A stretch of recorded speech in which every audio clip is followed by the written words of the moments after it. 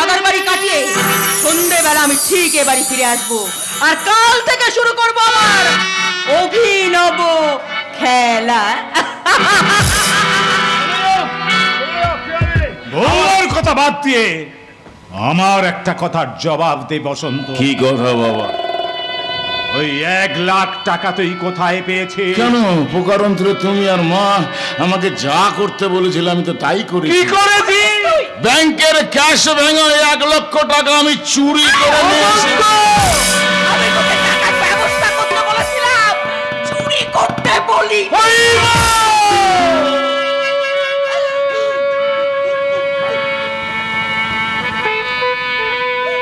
মাগো, আমার ঠিক এই মুহূর্তে ঈশ্বরচন্দ্র বিদ্যাসাগরের 2য় ভাগের ভুবনের মাসির কথা মনে পড়ে যাচ্ছে গো মা। কি বাবা, আমি ঠিক বলিনি? ঠিকই বলেছিস বাবা বসন্ত, তুই ঠিকই বলেছিস। ওরে পাপ করেছি আমি, প্রায়শ্চিত্ত করছিস তুই। কে বাবা নাকি ছেলেকে অন্ধকারের পথে ঠেলে দিয়ে কি সুন্দর আলোর কথাগুলো বলছে। এছাড়া তোর বাবা যে কিছু করার ছিল না। তুমিও শেষে ওই বাবার পক্ষেই যোগ দিলে। আজ আমাদের পক্ষে কৃষ্ণ পক্ষ রে বসন্ত। আমি তো বাবা, আমি তো শুক্ল পক্ষের চাঁদটাকে আপনি আপনার মিথ্যা লোভ আর লালসা দিয়ে ডেকে রেখে দিয়েছিলেন। আপনি আমাকে মূলধন করে আপনি জীবনের সুখ কিনতে চেয়েছিলেন। আমি নিজের জন্য সুখ কিনতে চাই। তবে কার জন্য সুখ কিনতে চেয়েছেন? তোদের জন্য, তোদের 2 ভাইয়ের জন্য, তোদের সুখী করার জন্য আমি একটা মিথ্যে অর্থনীতি করে তুলেছিলাম আমার জীবনে। প্রথম জীবনে আমি খেতে পাইনি। তোর মা জানে কতদিন আমাদের উপোস করে দিন কেটেছে। তোরা বড় হলি, তোদের লেখাপড়া শেখালাম, আর 5টা ছেলের বাবার মতো আমিও বড় লোক হওয়ার স্বপ্ন দেখলাম। চুপ করো, চুপ করো হইম, চুপ করো, আমাকে বলতে দাও। কৃপণতা করে নিজে না খেয়ে সঞ্চিত কিছু পয়সা দিয়ে আমি একটা কাপড়ের দোকান খুললাম। লোকে বলতে শুরু করে দিল, গোসাল মশাই আপনি তো বড় লোক হয়ে গেছেন, আপনার তো অনেক টাকা। সেই অনেক টাকা আর অনেক বড় লোক আর লোক আমাকে বুঝে পাওয়ার মতো পেয়ে বসলো। বরং পর আমি মিথ্যে কথা বলে মানুষের মনে আমি মিথ্যা লোক হয়ে গেলাম। কিন্তু গতকাল তোর বউ আর সম্বন্ধী আমাকে অপমান করার পর আমার সে স্বপ্ন ভেঙে গেছে রে বসন্ত, আমার সে ভুলটা ভেঙে গেছে। কিন্তু বাবা, আপনার যখন ভুল ভাঙলো তখন আমার জীবনের 2টো কুল যে বন্যার জলে ভেসে গেছে বাবা। আমি অবিরাম সাঁতার কেটে আর কখনো কোনো দিন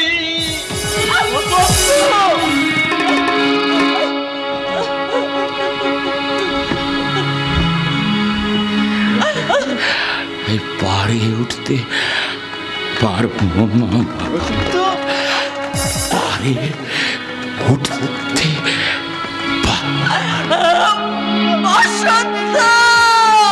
পথ বলে দাও তুমি কোন পথে যাই আমি, কোনখানে গেলে মা সান্ত্বনা পায়ে প্রাণ দাও বলে মা।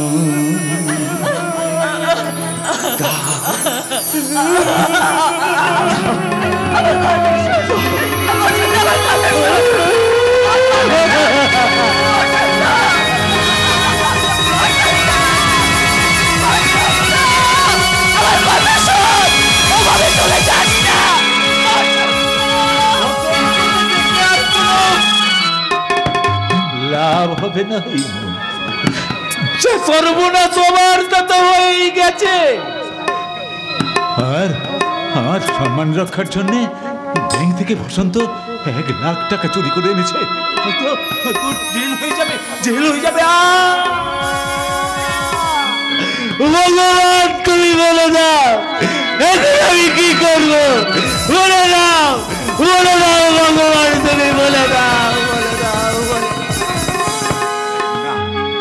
না না, তুমি বলতে পারবে না, তুমি বলতে পারবে না, তুমি কিছুই বলতে পারবে না। তাই আমি বলছি, তুমি শোনো শোনো শোনো, আমি এতদিন বলে এনেছি ভগবান যা করে মঙ্গলের জন্য, কিন্তু আজ আমি বলছি সেটা মিথ্যে, মিথ্যে, মিথ্যে। মানুষ তো নিজের ভাগ্য নিজেই তৈরি করে। যেমন আমি বলছি, আমি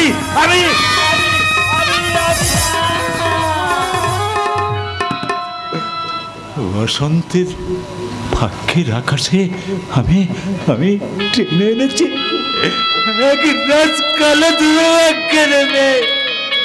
ভগবান তুমি আমাকে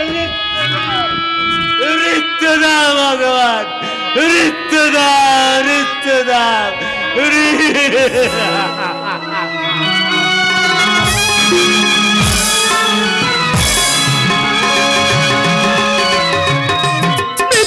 ভগবান মৃত্যু দাও, এ জীবন যন্ত্রণা আমি আর সহ্য করতে পারছি না।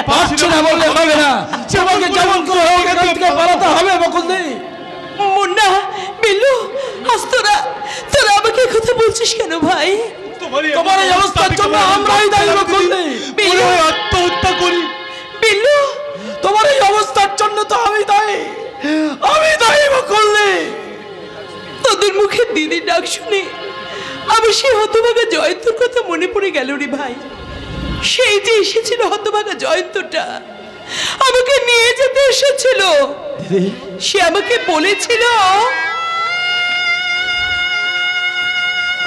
বকুলদি, আমি তোমাকে এই নরক থেকে উদ্ধার করে নিয়ে যেতে এসেছি। বেরিয়ে যা হতভাগা। কেন তুই আমি মিথ্যে স্বপ্ন দেখাতে আসিস? তোকে জানিস না এই নরকে যে একবার পা দিয়েছে তার আর কোনোদিন সংসারে ফেরা হয় না। পুরনো সংস্কার ভেঙে দিয়ে আমি তোমার জন্য নতুন সংসার তৈরি করে দেবো বকুলদি। আরে যা যা যা, তোরা কিচ্ছু করতে পারবি না। তোদের আজ পুরুষদের যৌবত্ব মেয়েদের জুতোর পুরুষ হয়ে গেছে। যেমন করে তুমি আমার গালে চড় মারলে, তেমনি করে এই সমাজের গালে চড় মেরে বলবো, ও সমাজপতিদের পুরনো গুগুর ভাষা সমাজ ব্যবস্থা, তোমরা তো কুমারী মেয়েদের বিয়ের জন্য পণ প্রতারক করার জন্য কাদা কলমে আইন তৈরি করেছ। তেমনি এদেশের হাজার হাজার হতভাগিনী কণিকাদের সুস্থ জীবনে ফিরিয়ে দেওয়ার জন্য এক চিলতে কাগজও কি তোমরা আইন তৈরি করতে পারো না? যা সারা, বেশি ফুটানি কপচাবি না। যা, চলে যা এখান থেকে। যতই তুমি আমাকে অপমান করে তাড়িয়ে দাও না কেন বকুলদি, আমি আবার আসবো। আমি আবার আসবো বকুলদি। আসবি না, আমি কোনোদিন আসবি না।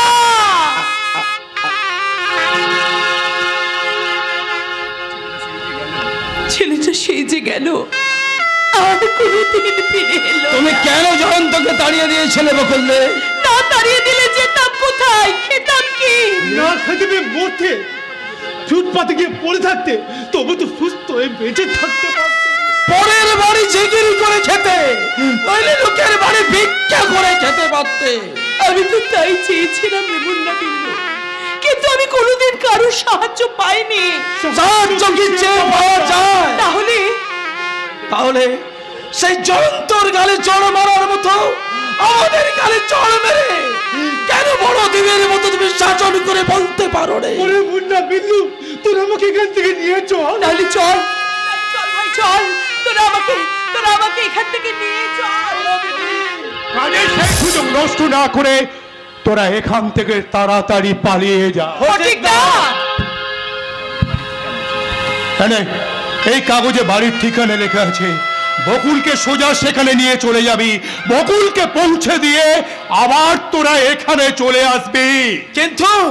কিন্তু বাবু যদি এসে দেখতে না পায় বকুলদিকে, তুমি কি জবাব দেবে ফটিকদা? মালকে মাতাল হয়ে কিস্তি মেরে বলবো, সতী বাবু গো, তোমার এই এর মাথায় লাথি মেরে আরাম যদি টিকলি ছুরি পালিয়ে গেছে। ঠিক না? এত বিপদের ঝুঁকি মাথায় নিয়ে তুমি আজ এমনি করে হাসছো। আবার দিচ্ছি হাসির ভিতরে কান্না লুকিয়ে রাখতে হয় রে বকুল। কাঁদিস না বকুল, কাঁদিস না। যা যা, তোরা এখান থেকে তাড়াতাড়ি পালিয়ে যা। চলো দিদি, তাহলে চল চল ভাই চল। ফটিক দা তুই ঠিকানা এই জোরের বাচ্চা। সেদিন আমার ময়না পাখিটাকে রাস্তা থেকে তুলে এনেছিলি, আজ আবার সেই ময়না পাখিটাকে এই সতীনাথের খাঁচা থেকে কোথায় নিয়ে যাচ্ছিস রে কুত্তার বাচ্চারা? তোরা বুক পেতে দাঁড়া, আমি আমার আগাম বুক করা মালটাকে বুক করে গাড়িতে তুলে ফেলি। না না, আমি আর ও কাজ করতে পারবো না। আপনারা দয়া করে আমাকে ক্ষমা করুন। সেই জন্যই বুঝি হাল বস্তু নাই মুন্না বিল্লুকে নিয়ে নবদ্বীপ চলে যাবি? সঙ্গে গন্ঠি বদল করবি।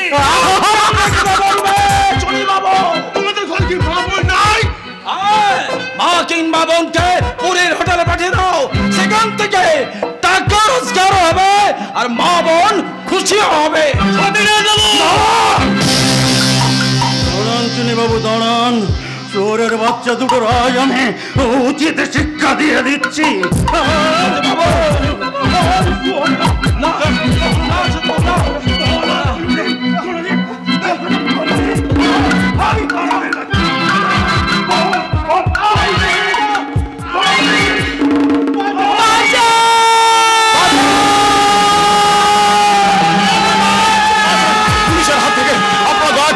বাঁচান, আমাকে দয়া করে পুলিশের হাত থেকে আপনারা বাঁচান। তুমি আমি ওর নাম বসন্ত বড়ুয়া। এই যে ট্যাক্সিতে 1 লক্ষ টাকা চুরি করে পুলিশের ভয়ে বেরোবে বেড়াচ্ছিল। বসন্ত বাবু, ইউ আর আন্ডার অ্যারেস্ট। আমি কর্তব্য ঋণ শোধ করতে গিয়ে ভালোবাসার দায়ে ধরা পড়ে গেলাম। অফিসার, আমাকে নিয়ে চলুন। অফিসার, আমাকে নিয়ে চলুন। অফিসার, ওই বসন্ত বাবুর তছরূপ করা 1 লাখ টাকা আমি যদি জমা দিই? আপনি রবেন কেন? কারণ তছরূপ করা ওই 1 লক্ষ টাকা যে উনি আমাকেই দিয়েছিলেন। আসুন বসন্ত বাবু, বাইরে থানার জিপ অপেক্ষা করছে। আপনি তাড়াতাড়ি আসুন, এই নোংরা জায়গায় দাঁড়িয়ে থাকতে আমার ঘৃণা হচ্ছে।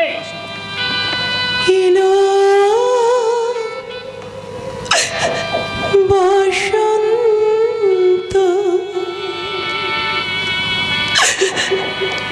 চুপি চুপি সারে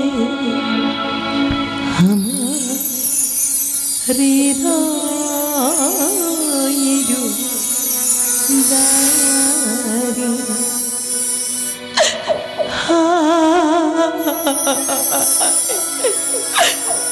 আমার হৃদয়ের দ্বারে কোকিলের কুহুতানে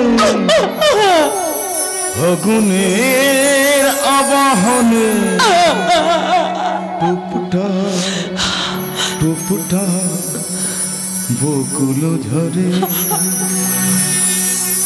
তোমার হৃদয়ের দ্বারে তোমার হৃদয়ের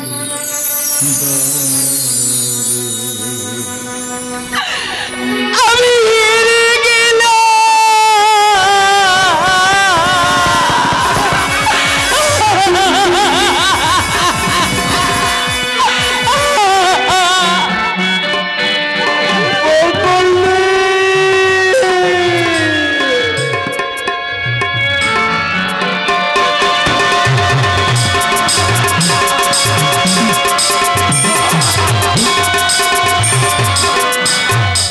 জিতে গেলাম কুস্তির খেলায়, আমি জিতে গেলাম। আমার প্রতিযোগী প্লেয়ার শশী ঘোষালের ঘোষাল যেই মাথা উঁচু করে দাঁড়িয়েছে চাম মেরে আর খুশির শাটেল ককটা ওর ঘরে বসিয়ে দিলাম। বললেন না শশী ঘোষাল, এবার আদর্শবান ছেলে বসন্ত পারল না। সে এক ব্যাংকের ক্যাশ তছরূপে দায় অ্যারেস্ট হয়েছে। ব্যাংকে টাকা জমা দিতে না পারলে 2 দিন পরে তার জেল হবে। তাই আমি মিস ভাটিয়ার সঙ্গে আজ মাল খেয়েছি, মাল। আমি খেলা করবো, খেলা করবো, খেলা করবো।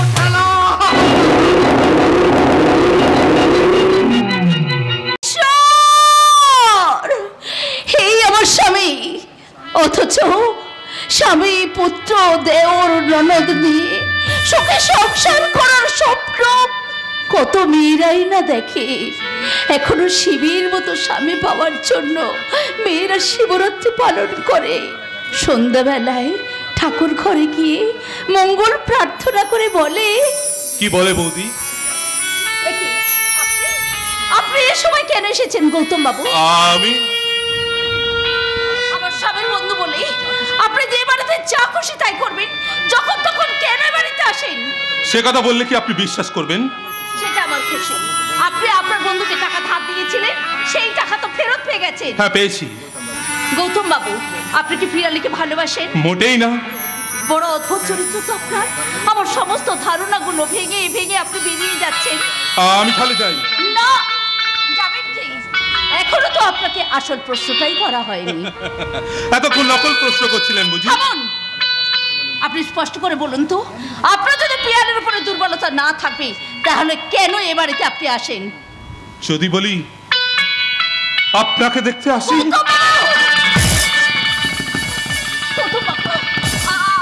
আপনি কি ভেবেছেন বলুন তো আমাকে? আমার বোনের মতো,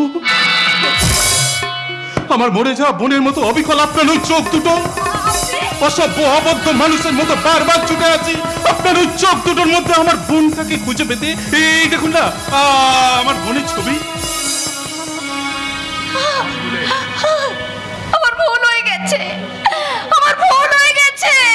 আমাকে ক্ষমা করে দিন গৌতম বাবু, আপনি আমাকে ক্ষমা করে দিন। বাবু নয়, বাবু নয় রে, বল দাদা।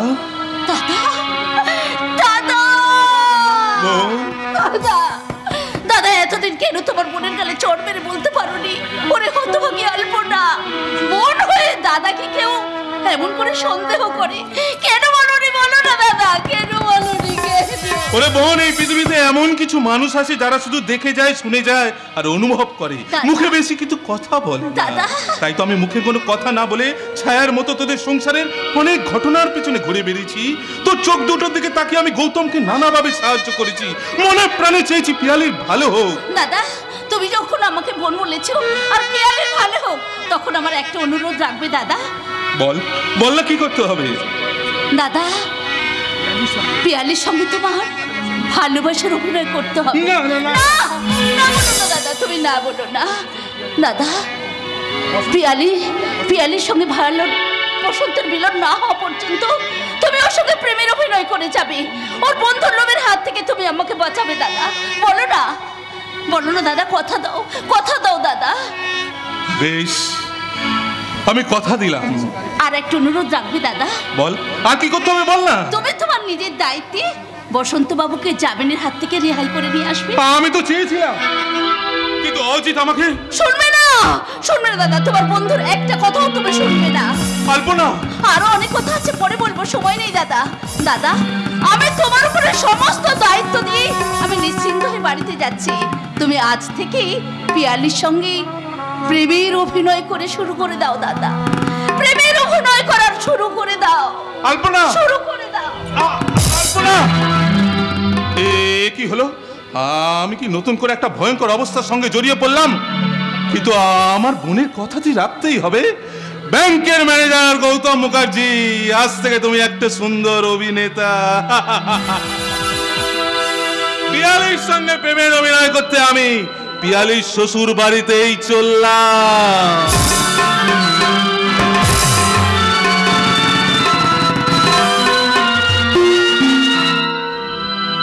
এসো না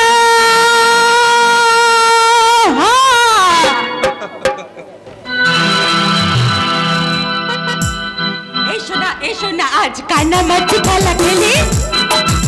এসো না আজ কানামাছি খেলা খেলি। তুমি আবার আমি তোমার দুজনেই দুজনার। তুমি আবার আমি তোমার দুজনেই দুজনার জড়িয়ে ধরি। এসো না আজ কানামাছি খেলা খেলি। এসো না আজ কানামাছি খেলা খেলি।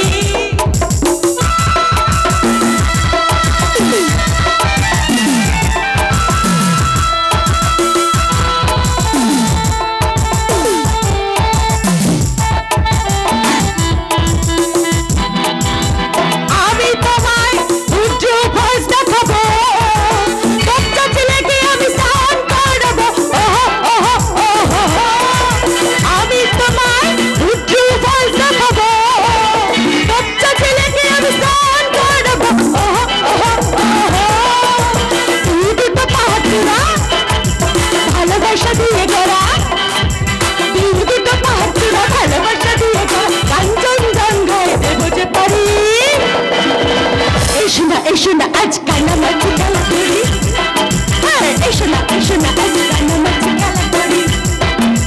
তুমি আমার আমি তোমার দুজনেই দুজনার।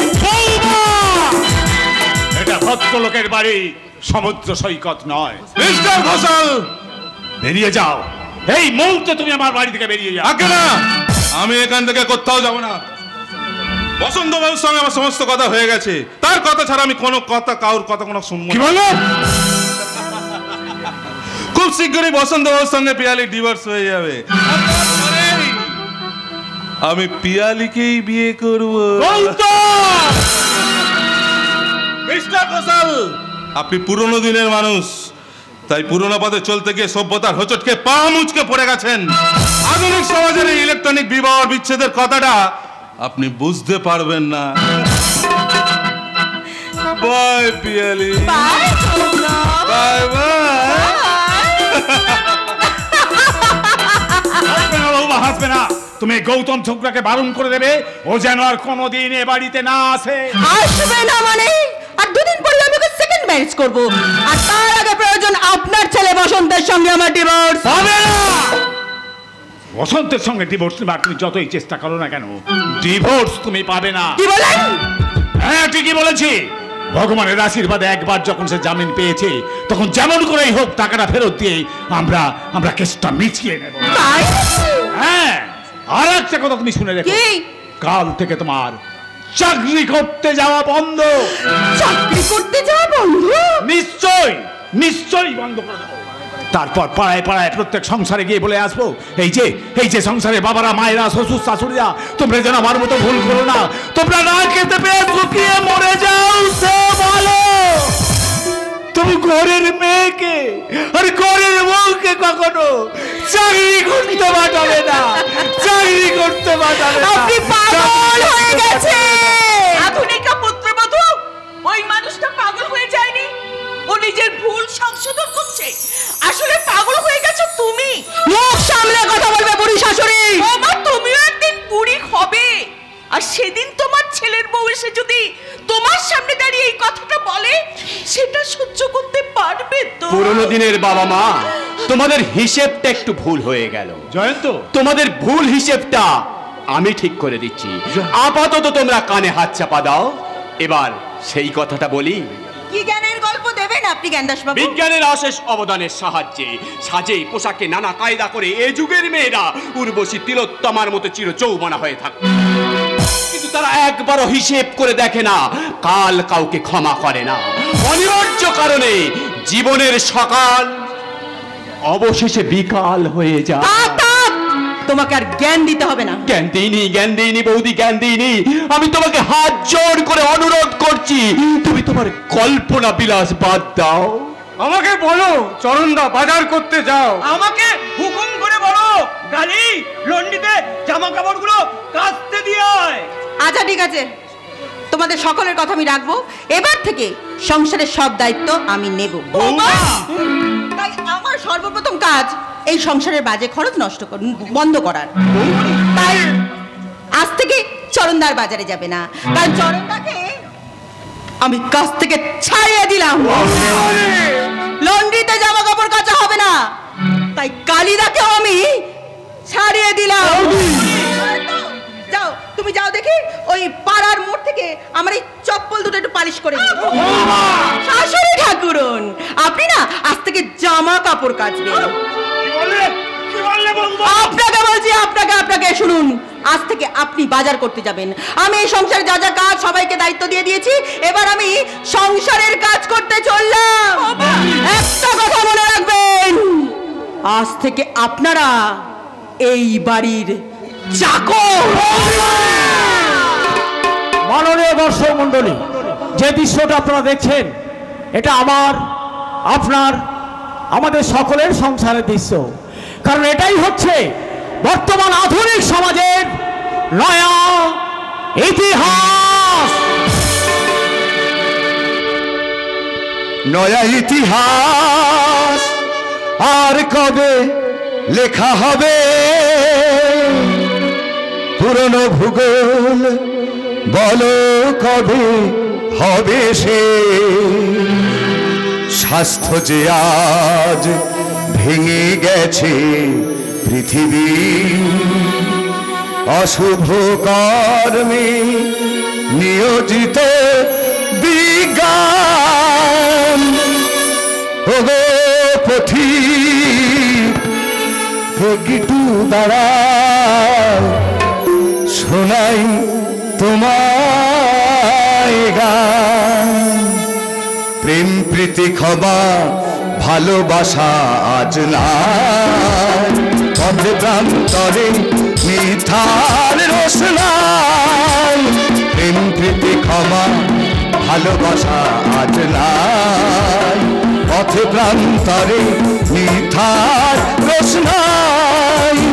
কে জানে কখন শেষ হবে লেখা এ যুগের খতিয়ান, এ যুগের খতিয়ান, এ যুগের খতিয়ান।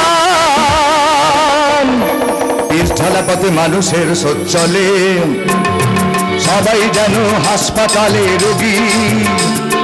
সময়ের তাকে ভাবনার বোঝায় আটান, জীবন টেবিলে মরণ পরেশান।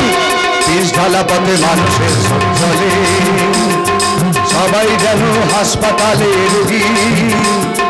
সময়ের তাকে ভাবনার বোঝায় আটান, জীবন টেবিলে মরণ পরেশান, অপরেশান, অপরেশান। আমরা সবাই আমাদের ইতিহাসের পথে চলেছি।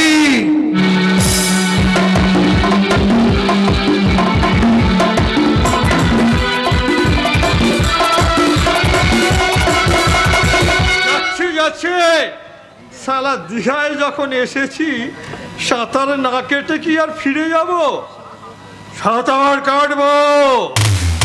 ম্যানেজারকে নতুন মেয়েটি নিয়ে এসেছি, তার যৌবন সাগরে আমি সাঁতার কাটবো। বিনিময়ে আমাকে দিতে হবে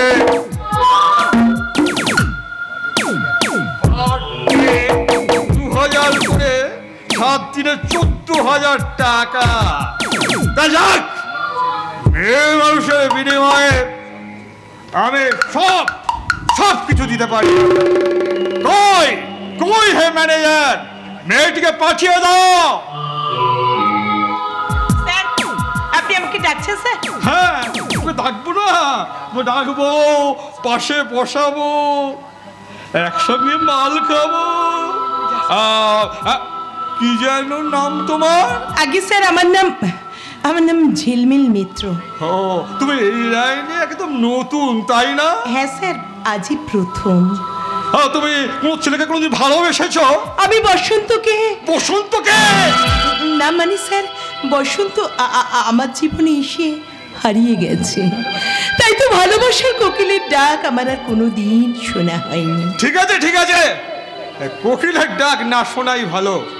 এসো আমার পাশে, এসো আমার পাশে বসো।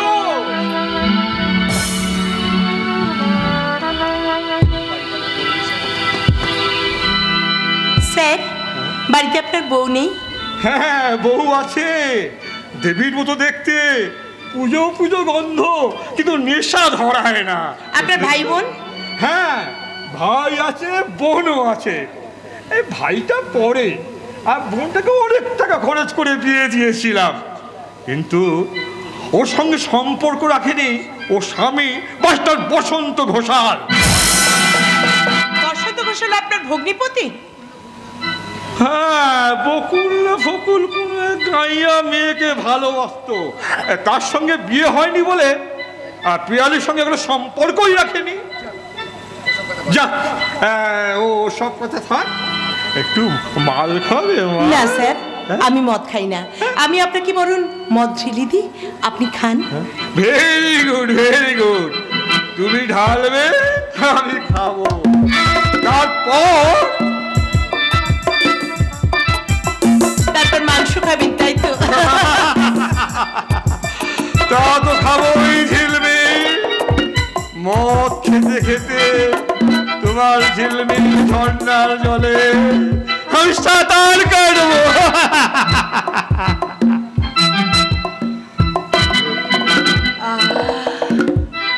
নদীর কি সুন্দর গন্ধ, তোমার নেশা নেশা লাগে।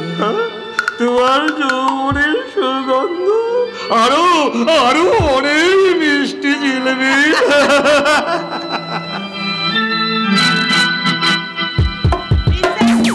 আপনি বরং মদ খান, আর আমি একটু নাচ গান করি, আপনার নেশা নেশা আরো বাড়িয়ে দিই।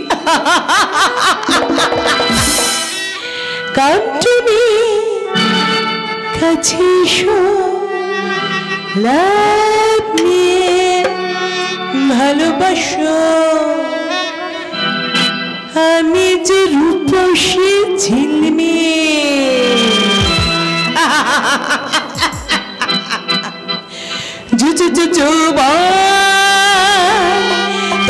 তুলে দিলাম তোমার হাতে,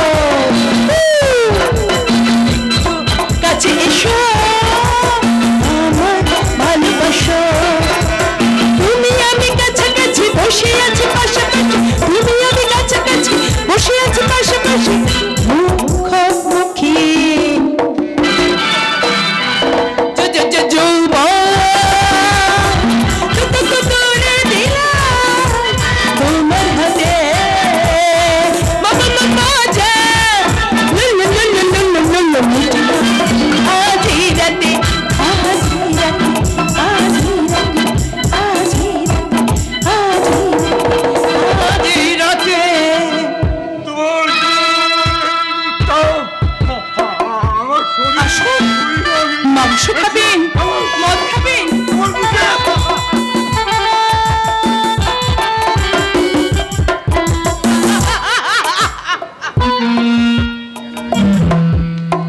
জানো অজিত চক্রবর্তী, আমি ওখান থেকে বিষ মেশানো মদ নিয়ে এসেছিলাম, যে মদ খেয়ে তুমি বেশ কিছুক্ষণের মধ্যে ঘুমিয়ে পড়বে। তোমার জন্য আমার ভালোবাসার পুরুষ বসন্ত আজ বিপদে পড়েছে, তাই তোমার টাকা টাকা দিয়েই আমি আমার ভালোবাসার পুরুষ বসন্তকে উদ্ধার করতে চললাম। শুধু পিয়ালির দাদা বলে আমি তোমার চরিত্রটা নষ্ট করলাম না, কারণ তোমাদের মতো ভদ্রলোকেদের চরিত্রের দাম না থাকলেও আমাদের মতো গণিকাদের ইজ্জতের দাম অনেক অনেক অনেক বেশি। তুমি ঘুমিয়ে থাকো, একটু পর তোমার ঘুম ভাঙলেই তুমি দেখবে তোমার এই টাকা ভর্তি অ্যাটাচিটা চুরি হয়ে গেছে।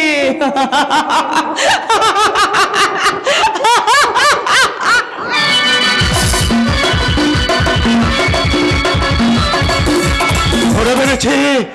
আমরা এতদিন ধরে বকুলের যে রোগটা ধরতে পারছিলাম না, ডাক্তারবাবু বকুলের সেই মারাত্মক রোগটা ধরে ফেলেছে। সেই মারাত্মক রোগ নিয়ে বকুল বাইরে গেছে শুনে ডাক্তারবাবু আমাকে যা না তাই বলেছে। ডাক্তারবাবু তোমাকে কি বলেছে ফটিকদা? সে তোদের শুনতে হবে না রে মুন্ডা বেল্লু। তুমি বলো, আমরা শুনতে চাই। কি করে বলি সেই হতভাগী দুর্ভাগ্যের কথা আমি তোর কাছে কি করে বলি রে? তবুও তোমাকে বলতে হবে ফটিকদা। বলো বলো, আমরা শুনবো। বলো বকুলদের কি অসুখ করেছে? বকুলদের কি পারা রোগ হয়েছে? না রে মুন্ডা না। বকুলদের কি যক্ষা রোগ? না রে বেল্লু না। তবে কি হয়েছে? বকুলদের ব্লাড ক্যান্সার।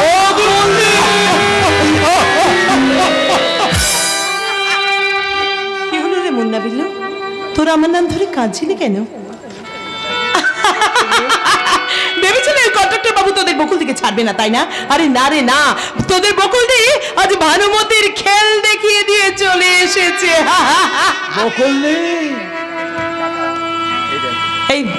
এই একটা চিত ভর্তি টাকা, আর মাত্র 10,000 টাকা হলে আমি এই বসন্তর সমস্ত টাকা শোধ করে দিতে পারবো, জানিস?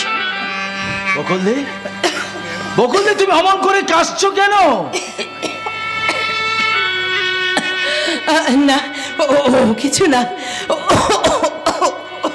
কিন্তু বকুল, তুই বসন্তের জন্য এইভাবে নিজেকে শেষ করে দিচ্ছিস কেন? ভালোবাসার ঋণ যে ভালোবাসা দিয়েই শোধ করতে হয় গো ফটিকদা।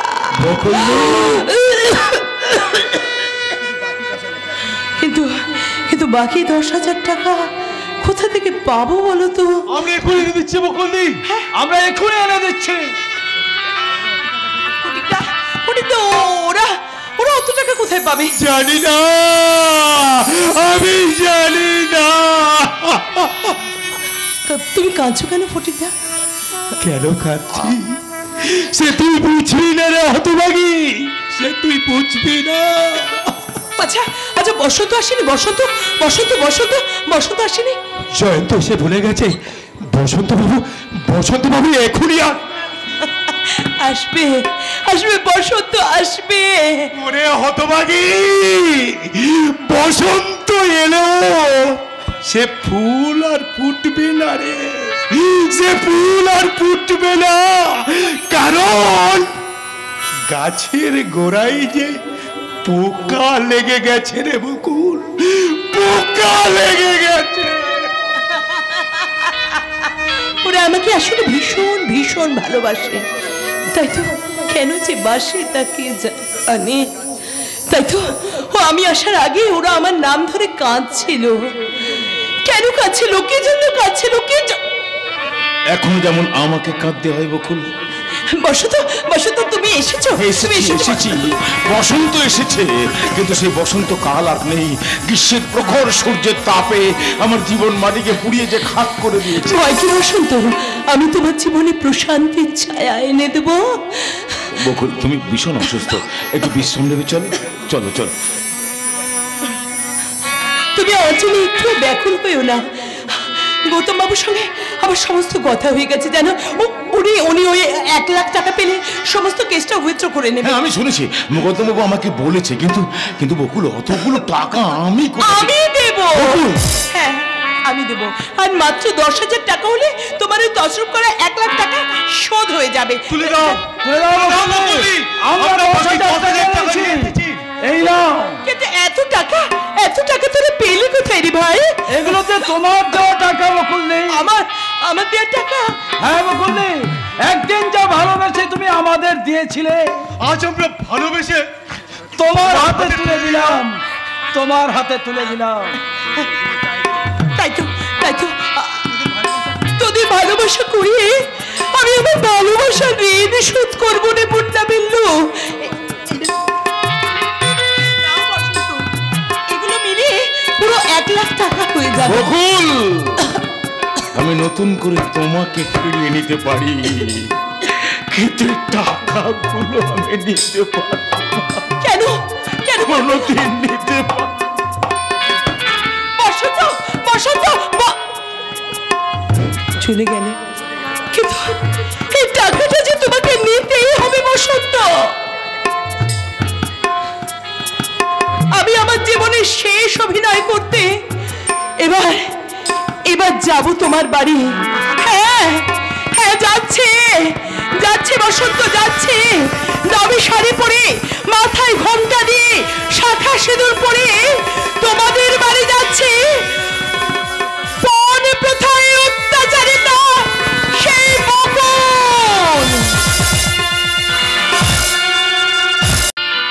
বকুল কই, কোথায় বকুল? আপনারা কেউ দেখেছেন বকুলকে? আমার সেই গ্রামের বোন বকুল, সেই যে বসন্তের সঙ্গে দেখা করতে প্রভাত আমার সঙ্গে কলকাতায় এলো, আর সে গ্রামে ফিরে যায়নি। গ্রামে আগের মতো সবাই আছে, শুধু সেই নেই। সবাই আছে আগের মতো, নেই শুধু সে।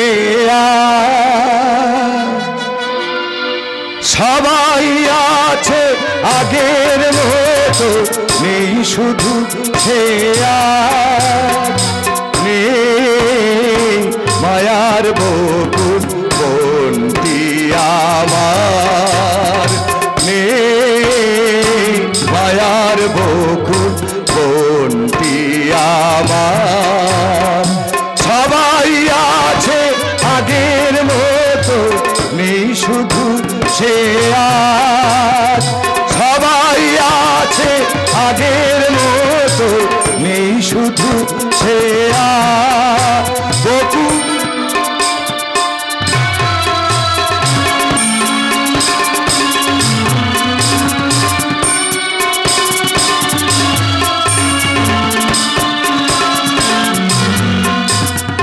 সোহাগ ভরা আদরে সে প্রান্তি দিত ভরে, ডাকবে না আর কোনো দিন দাদা দাদা বলে। সোহাগ ভরা আদরে সে প্রান্তি দিত ভরে, ডাকবে না আর কোনো দিন দাদা দাদা বলে। ফিরবে না সে আর কোনো দিন, ফিরবে না সে আর, ফিরবে না সে আর কোনো দিন, ফিরবে না সে আর। মায়ার বকুল বন্তি আমার, মায়ার বকুল বন্তি আমার। সবাই আছে আগের মতো, নেই শুধু সে আর। সবাই আছে আগের মতো, নেই শুধু সে আর। হে সভ্য সমাজের সুসভ্য মানুষ, আপনারা বলুন, এইভাবে কি কোন প্রকার বলি হবে গ্রামের বকুলরা? উত্তর দিন, উত্তর দিন সংসারের মা বাবারা।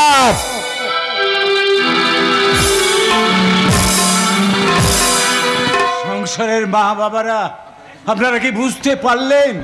সংসারে অশান্তি হলে সব সংসারের সব শিক্ষাগুলো কেমন করে অশিক্ষার পথে পা বাড়ায়। এখন যদি না বুঝতে পারেন, একদিন ঠিক বুঝতে পারবেন, যেমন আমি পাচ্ছি।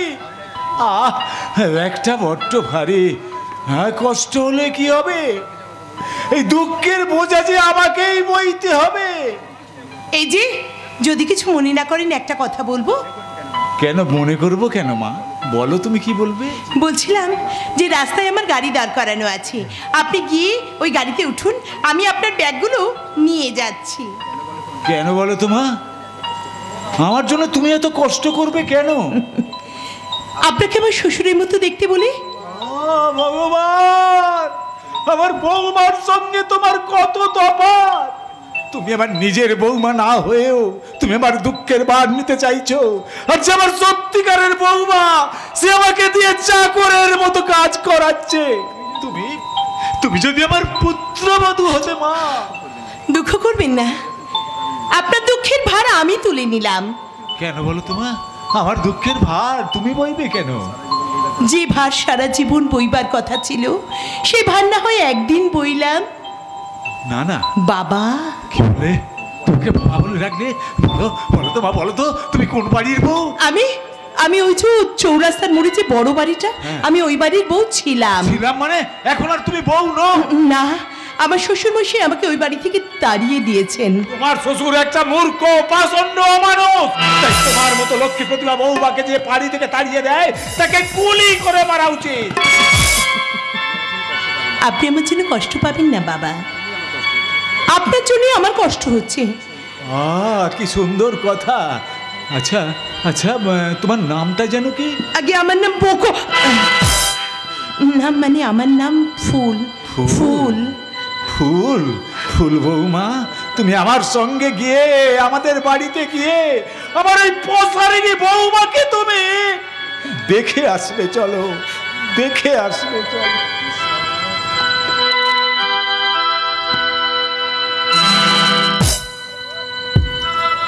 ঈশ্বর, আমি আজ সেই মানুষটার বোঝা বয়ে নিয়ে যাচ্ছি, যেই মানুষটা আমাকে একদিন আশীর্বাদ করতে গিয়ে দিয়ে এসেছিল অভিশাপ।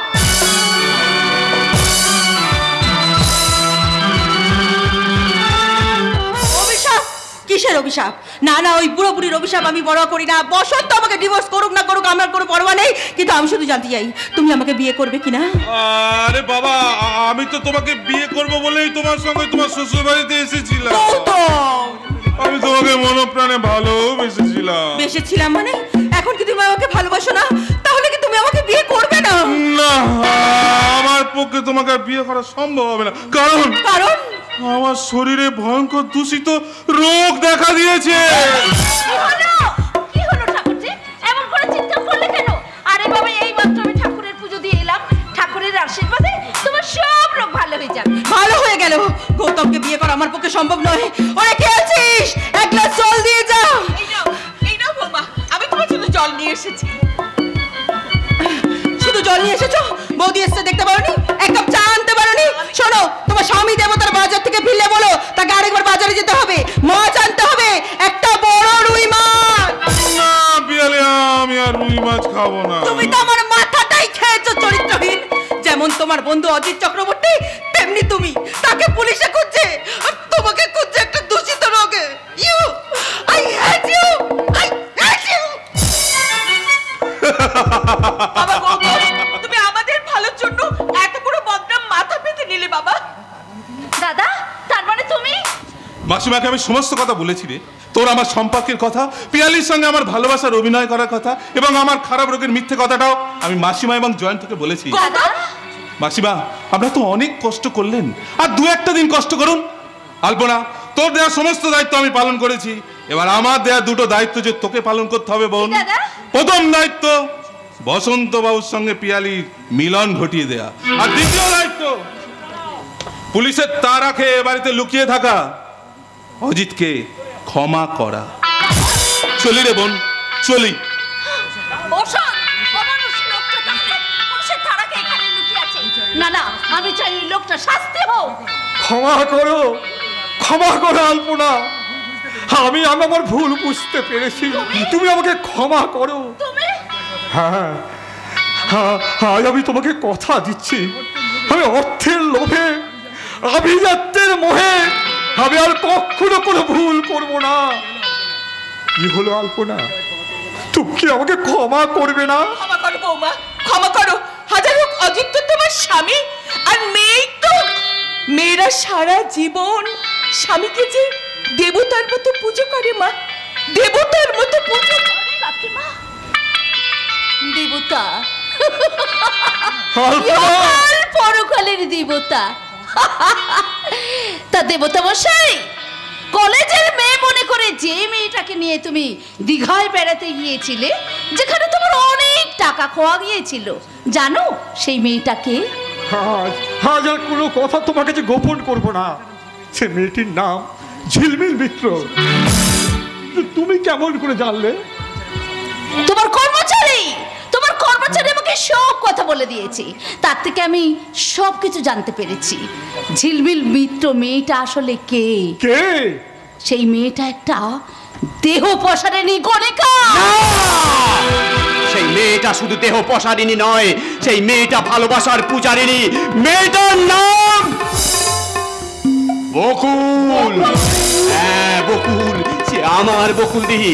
সে তার জীবনের সঞ্চিত অর্থ দিয়ে আমার দাদার ব্যাংকের তছরূপের টাকা শোধ করতে চায়, আর সেই টাকার মধ্যে আপনার টাকাও আছে। আপনার টাকা। আমাকে আর কথা শুনিও না জয়ন্ত। আমি সমাজ সংসারে কারো কাছে মুখ দেখাতে পারবো না। জেলের অন্ধকারে মুখ লুকিয়ে থাকবার জন্য আমি পুলিশের কাছে ধরা দিতে চললাম। কি বললেন? এছাড়া আমার বাঁচবার আর কোনো পথ নেই। লজ্জার হাত থেকে বাঁচবার, নিজেকে নিজের অসম্মানের হাত থেকে বাঁচার, অনুশোচনার তীব্র দহন থেকে বাঁচার একমাত্র পথ হলো মৃত্যু। মৃত্যু হলেই তো সব শেষ হয়ে যাবে।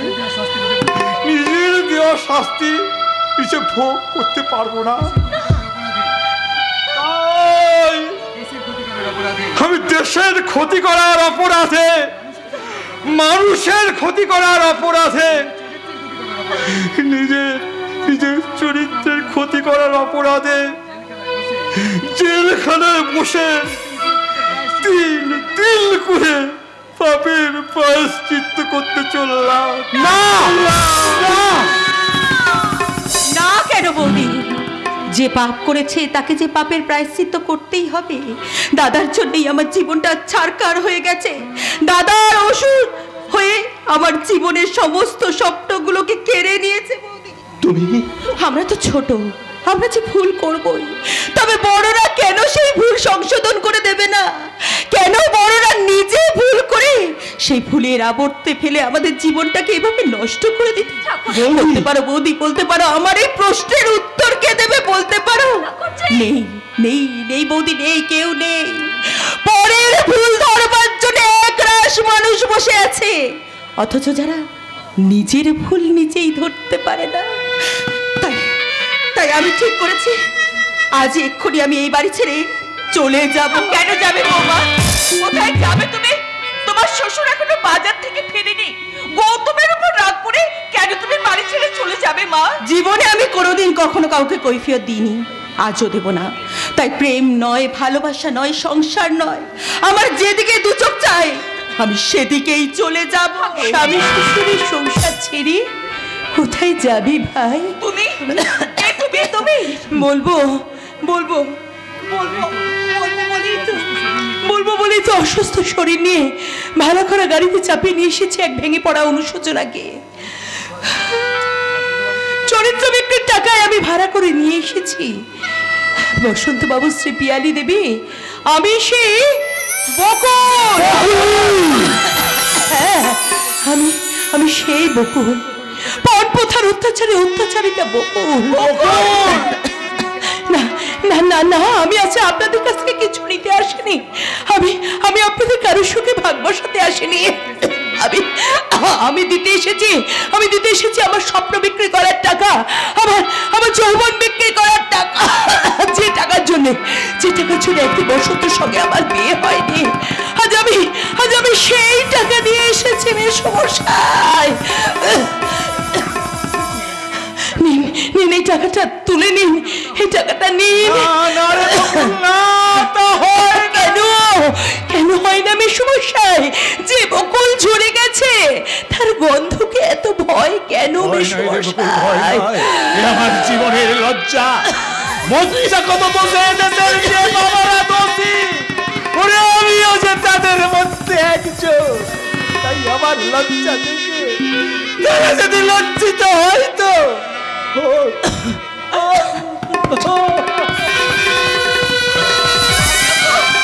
আমিও তো সেই ছেলেদের মায়েদের একজন, যে ছেলের মায়েরা ছেলের বিয়ের সময় পণের টাকা আর আসবাবপত্র গুনে গুনে নেয়। আজ আমি যদি আত্মহত্যা করি, তাহলে ছেলের বিয়েতে পণ নেওয়া ছেলের মায়েরা তোমরাও আমার সঙ্গে আত্মহত্যা করতে পারবে তো?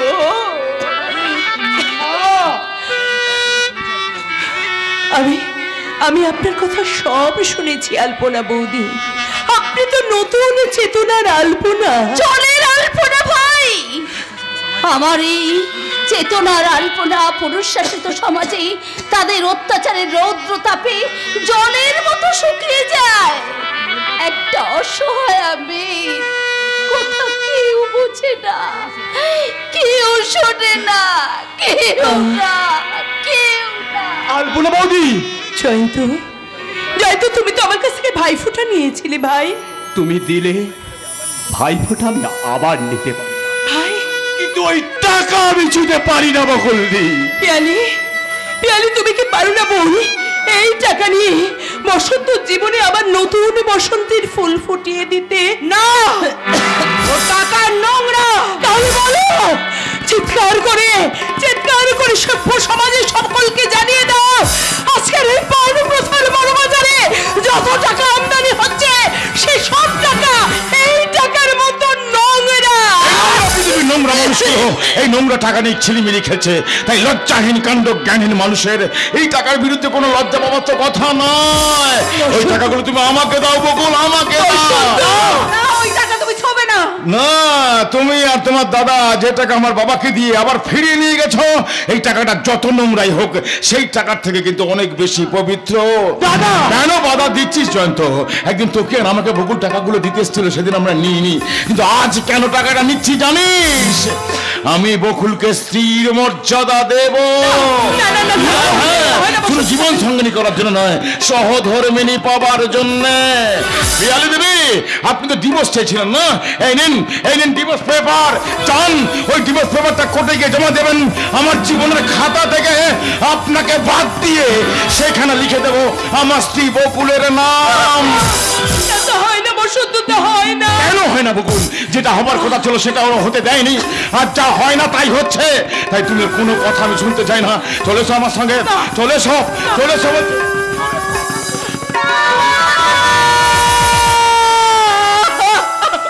বৌদি, এতদিন পরে তুমি সুখী হয়েছো তো? ঠাকুরপো, শান্তি পেয়েছো তো? বাবা, এখন আর বাবা বলে ডেকে কি হবে বৌদি? তুমি দেরি করো না বৌদি, তুমি দেরি করো। আমরা বকুলের কাছে যাচ্ছি। হ্যাঁ, আমরা সবাই সেই পুরোহিতের দুয়ারে দাঁড়িয়ে বলবো, তোমরা আমাদের পুণ্য ফিরিয়ে দাও, আমাদের চোখে বর্ষা নেমেছে, তোমরা বসন্ত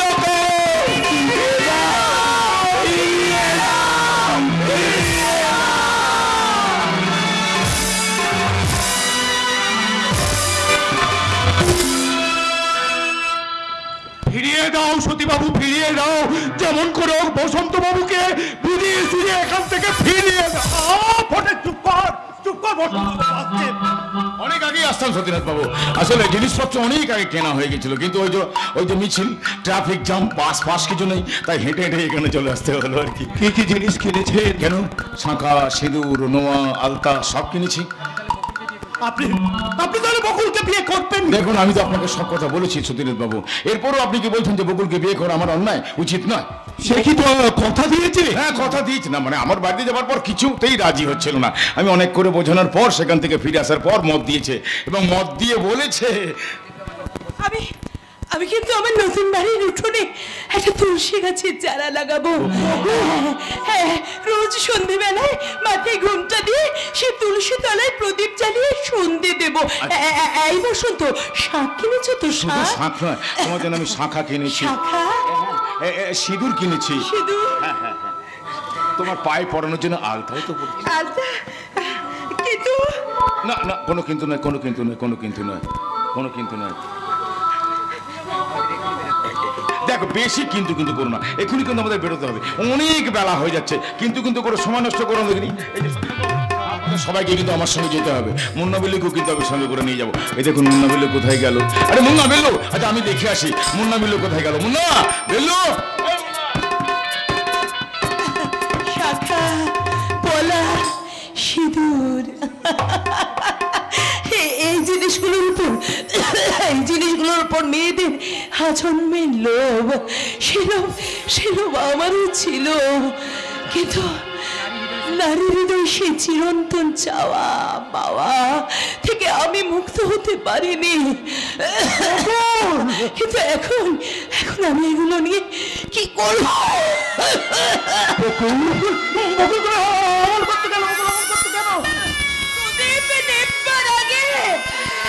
একটু দপ করে জ্বলে উঠবে না? তুই তো বসন্ত বাবুকে বিয়ে করবি কথা দিয়েছিস। কথা না দিলে বসন্ত যে পাগল হয়ে যেত। সতীনাথ বাবু, আপনারা তো বুঝতে পারছেন বসন্ত আমাকে কি গভীর ভাবে ভালোবাসে। তোমরা তো নিজে মানে শুনেছ এই কদিনের মধ্যে বসন্ত কতবার আমাকে বিয়ের কথা বলেছে। আমি বসন্ত বাবুর ভালোবাসা থেকে আমার মতো একটা দয়াহীন কেমন একটু করে বদল লেগেছে।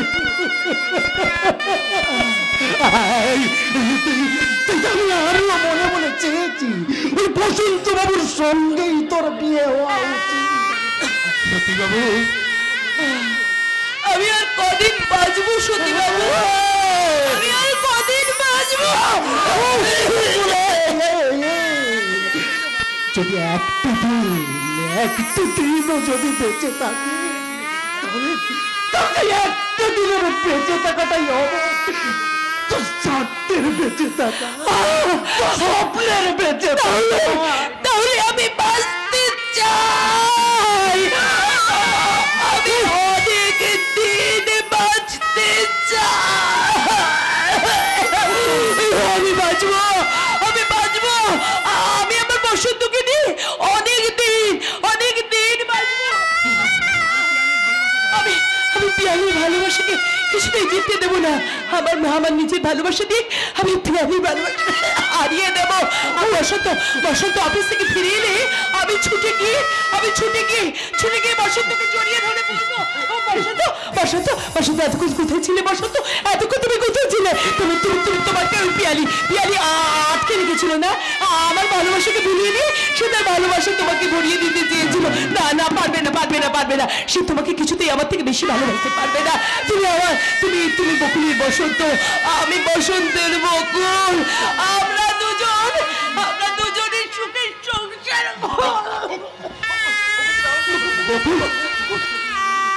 সতীনাথ বাবু, একটা ফুলের মালা নিয়ে আসুন। একটা ফুলের মালা। আমাদের আজ বিয়ে, আমার সঙ্গে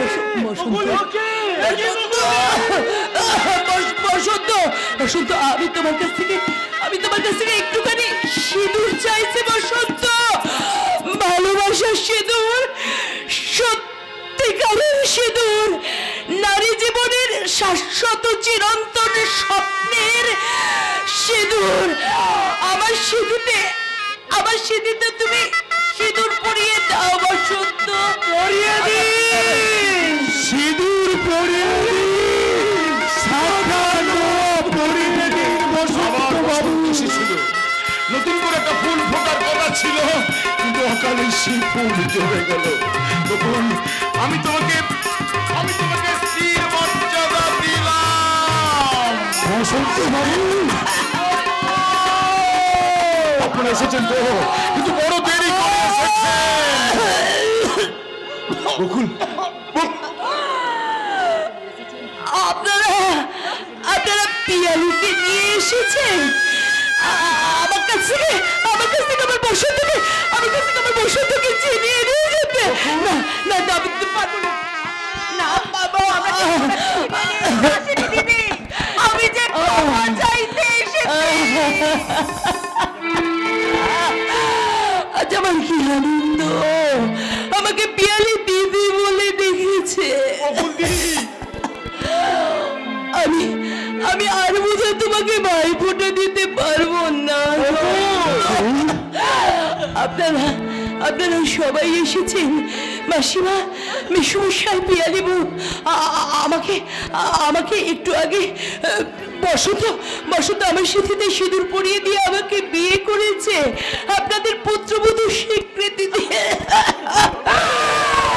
কিন্তু আমি এমন হতভাগিনী, আমার যখন আপনাদের সেবা করার সময় হয়ে গেছে তখন এই প্রদীপ নিভতে চলেছে।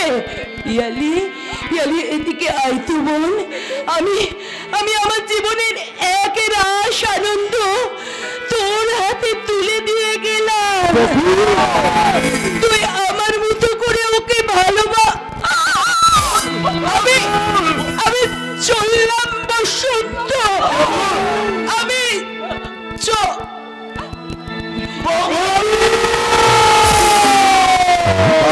বধূ আজ